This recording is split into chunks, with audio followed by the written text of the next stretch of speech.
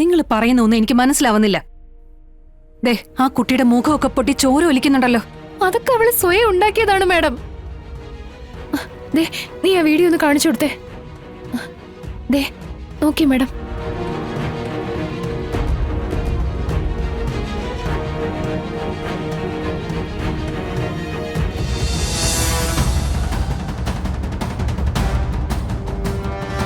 ആ ഫോട്ടോയിലേക്കൊന്ന് നോക്ക് സാറേ. ആ മുഖത്തെ ചിരിയിലുണ്ട് സാറിപ്പ ചോദിച്ച ചോദ്യത്തിനുള്ള മറുപടി. സന്തോഷം, സമാധാനം. സത്യസന്ധനായ ആ സമരനായകന്റെ ഫോട്ടോ പോലീസ് സ്റ്റേഷനിൽ വെച്ചിരിക്കുന്നതേ ഷോയ്ക്കല്ല. വരുന്നവൻ നിരപരാധിയാണെങ്കിൽ അവൻ നിരപരാധിയായിട്ട് തന്നെ ഇവിടുന്ന് ഇറങ്ങിപ്പോകും. ആ ഒരു വിശ്വാസത്തിൽ ഞാൻ ഇപ്പോഴും പറയുക, എന്നിലൊരു സത്യം ഉണ്ടെങ്കിൽ ആ സത്യം ജയിക്കുക തന്നെ ചെയ്യും. അതിന് ആ മഹാൻ തന്നെയാ എനിക്ക് പ്രചോദനം. ഇനിയും നിനക്ക് മനസ്സിലായില്ലെങ്കിൽ അദ്ദേഹത്തിന്റെ സത്യാന്വേഷണ പരീക്ഷണങ്ങൾ എന്നൊരു ബുക്കുണ്ട്, അതൊന്നെടുത്ത് വായിക്ക്. താനേ നിനക്കത് മനസ്സിലായിക്കോളും.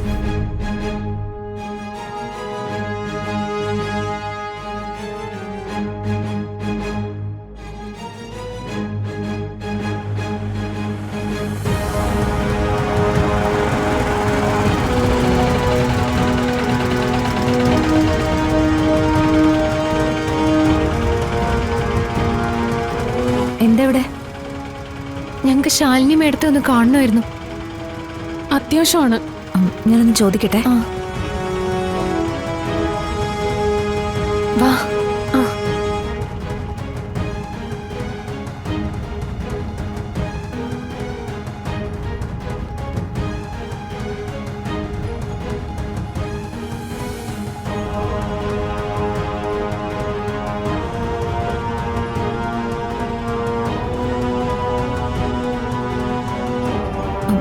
മാഡം, ശിവന്റെ പെങ്ങളും കൂട്ടുകാരിയും വന്ന് മാഡത്തെ കാണണമെന്ന് പറയുന്നു. എനിക്കാരെയും കാണണ്ടെന്ന് പറയൂ. മാഡം, അത് കണ്ടില്ലേ അവളുടെ ആങ്ങളെ കാണിച്ചു കൂട്ടുന്ന കാര്യങ്ങള്.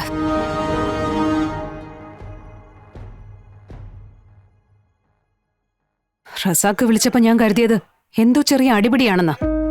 ഇതിപ്പം ഇത്രയും ഭീകരമാകുമെന്ന് കരുതിയില്ല. ഇവനെപ്പോലുള്ളവരെയൊക്കെ പുറം ലോകം കാണിക്കരുത്. ഒരു പെണ്ണിനെ ഇത്രയും ക്രൂരമായിട്ടൊക്കെ ആരെങ്കിലും ഉപദ്രവിക്കോ? മാഡം, ഇനി ഇതിനെക്കുറിച്ച് എന്തെങ്കിലും പറയാനാണെങ്കിലും അവർ വന്നിരിക്കുന്നത്. ശരി, വരാൻ പറ.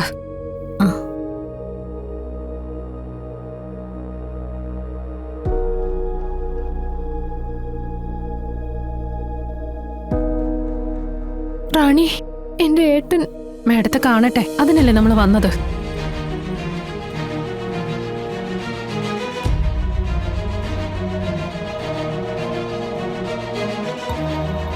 ചെല്ലാൻ പറഞ്ഞു.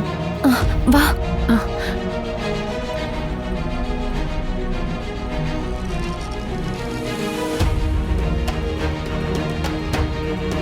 മാഡം, ഇവളീ പറയുന്നൊന്നും അല്ല സത്യം. എന്റെ ചേട്ടൻ തീർത്തും നിരപരാധിയാ. ഒരു പെൺകുട്ടിയെ തല്ലിച്ചതച്ച് കൊല്ലാറാക്കിയിട്ട് നിരപരാധിയാണെന്ന് അല്ലേ?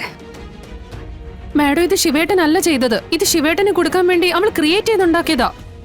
നിങ്ങൾ പറയുന്നൊന്നും എനിക്ക് മനസ്സിലാവുന്നില്ല. ദേ, ആ കുട്ടിയുടെ മുഖമൊക്കെ പൊട്ടി ചോര ഒലിക്കുന്നുണ്ടല്ലോ. അതൊക്കെ അവള് സ്വയം ഉണ്ടാക്കിയതാണ് മാഡം. ദേ, നീ ആ വീഡിയോ ഒന്ന് കാണിച്ചു കൊടുത്തേ. ദേ, നോക്കി മാഡം.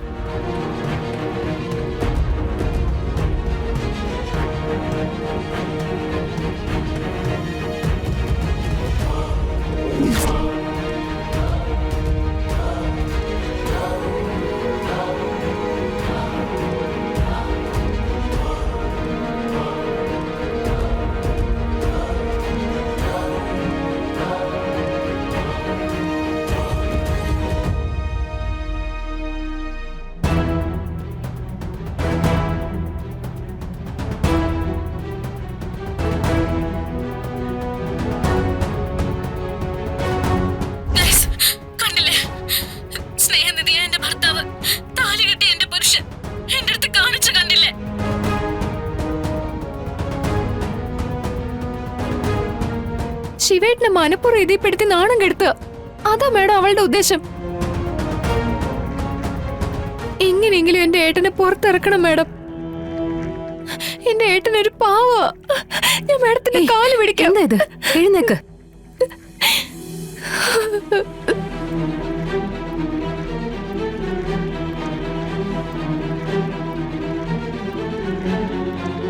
ഇതുപോലുള്ള നരാധമന്മാരെ തൂക്കിക്കൊല്ലാൻ ഇവിടെ നിയമമില്ലേ? ഒരു പെൺകുട്ടിയെ ഇത്രയധികം മുറിവുകൾ ഉണ്ടാക്കിയ ഇവൻ മനുഷ്യനല്ല, മൃഗമാണ്, മൃഗം. കാണ്ടാമൃഗത്തിന്റെ തൊലിക്കട്ടിയുമായി നടക്കുന്ന ഇവന്റെ പേര് ശിവനെന്നല്ല ഇടേണ്ടത്, കാലൻ എന്നാണ്. ആളെ കൊല്ലാൻ നടക്കുന്ന കാലൻ.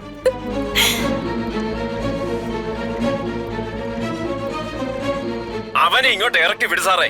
അവന്റെ വാരിയല്ലേ ഞങ്ങൾ ഉരുതരാം. ആളുകൾ വയലന്റ് ആവുകയാണ്. ഒരു സംഘർഷം ഒഴിവാക്കി പ്രതിയെ എങ്ങനെ കോടതിയിൽ ഹാജരാക്കാം എന്നുള്ളത് പോലീസുകാർക്ക് ഒരു വെല്ലുവിളി തന്നെയായിരിക്കും. അനു, ഇതൊരു വലിയ പ്രശ്നം തന്നെയാ.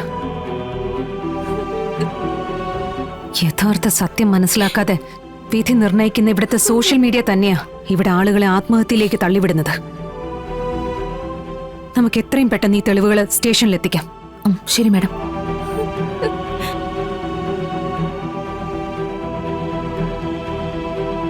ഒരു പെൺകുട്ടിയെ സ്നേഹം നൽകി മോഹിപ്പിച്ച് വശത്താക്കുക, എന്നിട്ട് വിവാഹം കഴിക്കുക, അതിനുശേഷം കൊല്ലാൻ നോക്കുക. ഇത്ര പൈശാചികമായി ചിന്തിക്കാൻ ഇവർക്കൊക്കെ എങ്ങനെ കഴിയുന്നു?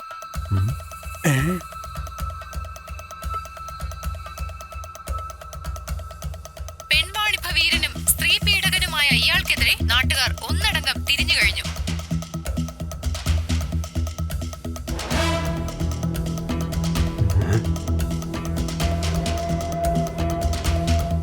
കാണുന്നേ എന്റെ മോൻ വിഷ്ണുവിലൂടെ അവന് പോലീസ് പിടിച്ചെന്നാ. എന്തിനാ? എനിക്കെന്റെ വിഷ്ണുവിനെ കാണണം, എനിക്ക് കാണണം. അവനെ ചീത്ത വിളിക്കുന്ന ഈ ഫോണേ ഇനി താൻ കാണണ്ട. എന്റെ പൊന്നു സാറേ, ചതിക്കരുത്. വേണ്ട, കാണണ്ട. വാങ്ങിച്ചിട്ട് അധികം നാള് പോലും ആയില്ല സാറേ.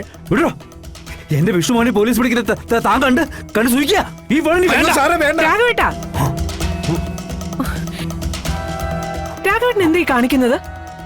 ഭാമേ, ഇത് കണ്ടോ? നമ്മുടെ വിഷ്ണുവിനെ പോലീസ് പിടിച്ചെന്ന്. അയാള് കണ്ട് സൂഹിക്കുക. പൊട്ടിക്കട്ടെ ഫോണ്. രാഘവേട്ടൻ ഇങ്ങനെ നോക്കട്ടെ.